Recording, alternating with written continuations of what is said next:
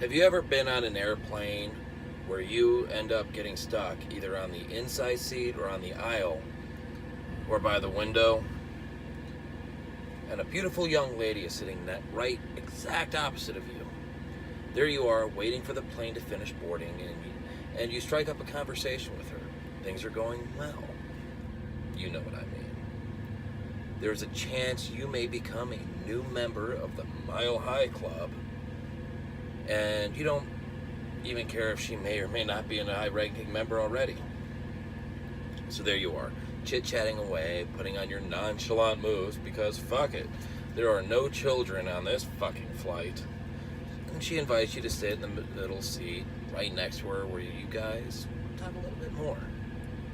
That's when some fucking douchebag stops and stares at you.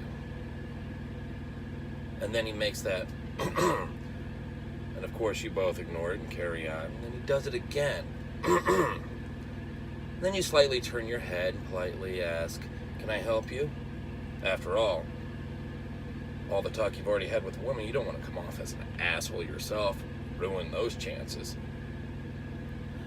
That's when he looks at you and says, "You're in my seat." Of course, you offer him your seat because you want to be a gentleman. The lady nods her head in approval, but this guy wants to be an asshole.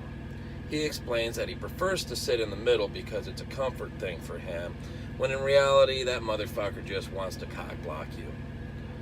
Well, guess who's not getting any Mile High points today? Fast forward an hour and you're already in the flight. Dipshit's fast asleep, snoring like a sheep getting raped in Montana, and the lady reaches over, unzips your pants, starts giving it to you. Now, you may not be a member yet, but she's taking you through the process of orientation. And that's when Mr. Fuck-it-tard decides to wake up and start screaming up a storm.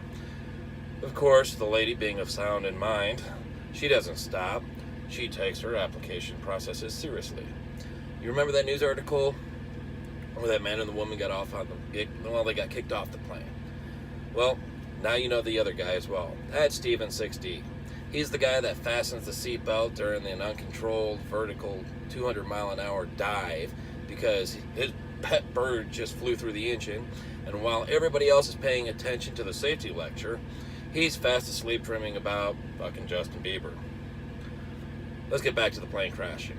Everybody else has their rubber band Dixie cup sandwich baggies tied to their head, and they're trying to breathe normally, because that's what everybody does just before they die. And Steve over here is scrambling to read the instructions of what to do in the event of a water landing while over the state of Arkansas, because they're not going to land on, the Clinton's property. And all of a sudden, the plane rips open, and everybody is clinging to their seats full of beer farts and fresh shit in their pants. But not Steve. Steve is free-falling, trying to wave his arms up and down like his pet bird who just went through the engine. Because Steve's fucking insane. Bet you believe that Steve will hit the ground before everybody else, because Steve is an overachiever. Of course not. Steve is just upset that he slept through the safety lecture while I was daydreaming about having sex with, Mila Kunis and Anna Kendrick. But he's sitting here trying to fucking wave life up and down the horns, and he's reading that fucking, CNN newspaper. Because, hey, fuck Steve. The moral of the story is that in the event you want to be a douchebag fuck, and you want to screw somebody over from being a member of the Mile High Club, just wake up, you see her giving head, do the courteous thing. Hold her hair. She may even thank you for it later by making you an honorary member.